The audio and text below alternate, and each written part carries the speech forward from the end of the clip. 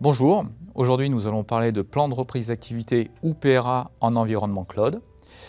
Il est aussi nécessaire de dire qu'avant de parler de PRA, il y a un préalable qui est le plan de continuité d'activité, le PCA, voilà, qui est un document stratégique qui permet de fournir le cadre de mise en œuvre du PRA. Il définit de nombreuses choses, mais des éléments qui sont structurels pour réaliser votre PRA qui, lui, se situe au niveau du système d'information. Le PRA, lui, décrit les procédures à suivre pour sauvegarder, restaurer les fonctions critiques du SI de votre entreprise.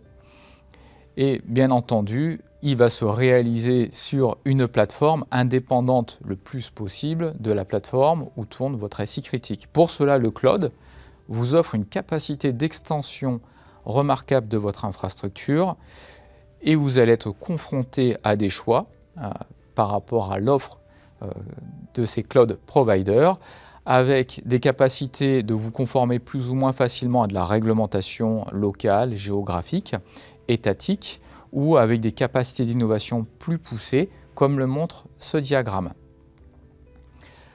Dans le cadre de la mise en œuvre d'un PRA, vous devez prendre en compte au moins deux notions très importantes fixées par le PCA, qui est la perte de données maximale admissible et la durée maximale d'interruption admissible, ou en anglais RTO, RPO.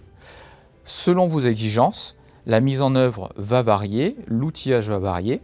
Ce que nous vous proposons dans le groupement Atos Open, c'est de suivre une procédure pour mettre en œuvre ce PRA, à savoir l'activation de ce site de secours avec la construction de ce qu'on appelle une landing zone, la validation, la définition des outillages, des méthodes de réplication avec les tests techniques de ces outils, puis la synchronisation de vos données et des applications critiques, des validations fonctionnelles pouvant se faire de manière complètement isolée sans impact sur votre SI, et bien entendu après de le jouer à l'échelle et d'être dans une démarche d'amélioration continue.